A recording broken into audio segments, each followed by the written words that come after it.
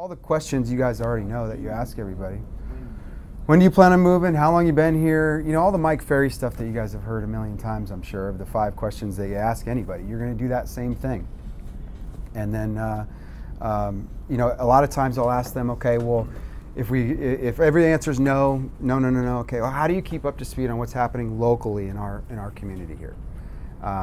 And they'll say, well, I watch the news or whatever. But that doesn't keep them up to speed on what's happening in our neighborhood, right?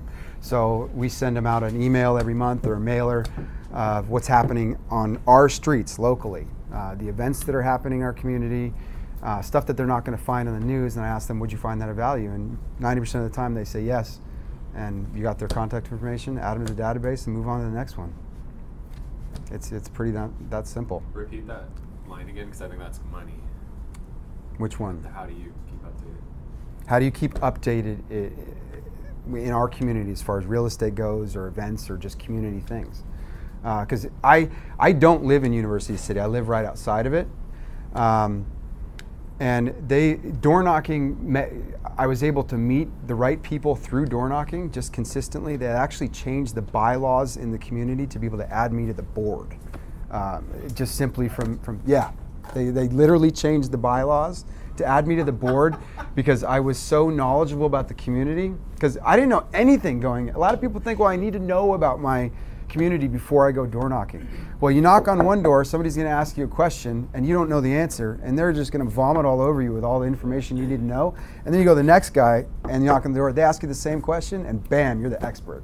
And once you do that consistently, you start learning everything there is to know about the neighborhood that you wouldn't know otherwise, right?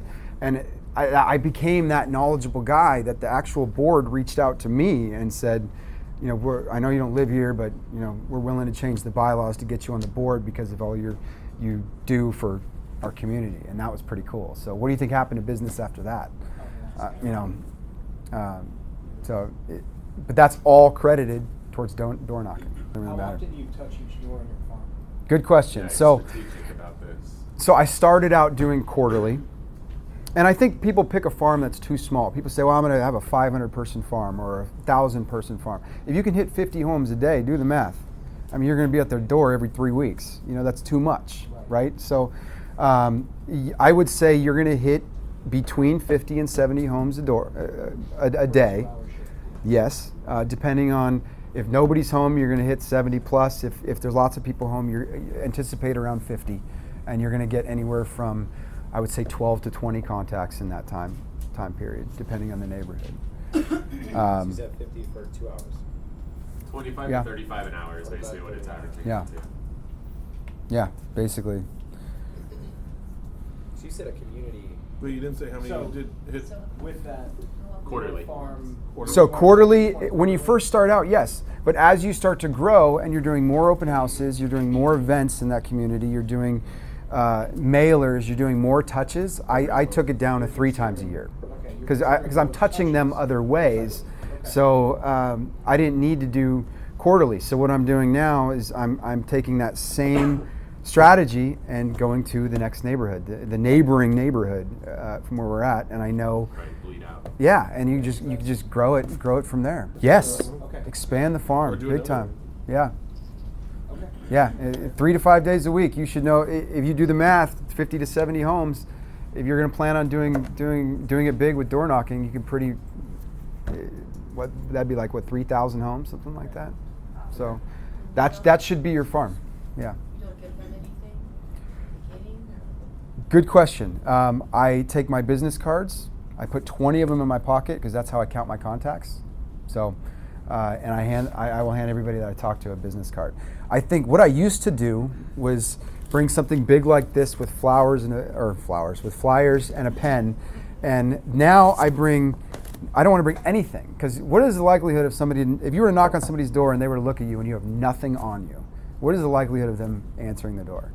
Compared to you have this, you have an iPad, you have all that. You clearly are there to either get something from them or, right? So if you show up and just knock on the door and do nothing and just have nothing on your hands, they answer all the time. So also I'll knock on the door, little stuff like I'll knock on the door and then I'll take like 10 or 15 steps back, like where the edge of the garage is, because they're more likely to answer the door if you're not right on them. right? You're less intimidating. You can do stuff like that, but bring nothing. I wear running shoes, and I wear this. You don't have to wear anything special. I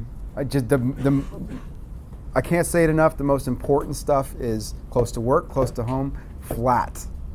I've had some gym rats go, oh no, I go to the gym all the time. I can handle all the hills.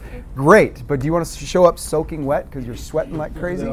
I mean, No, this is the perfect time of year to start because even you Yeah. guys that sweat, it's cold out. You're good. You're Like, taking a bird. Yeah, right. yeah, exactly. But you don't want to go to like. You don't want to go to Mount Helix in July and expect to get good results when you were like literally soaking wet. So Ryan, do you take their contact, get their email, put it in your phone? How do you gather that information? Put it in my phone. Sometimes I'll take a tiny pad of paper.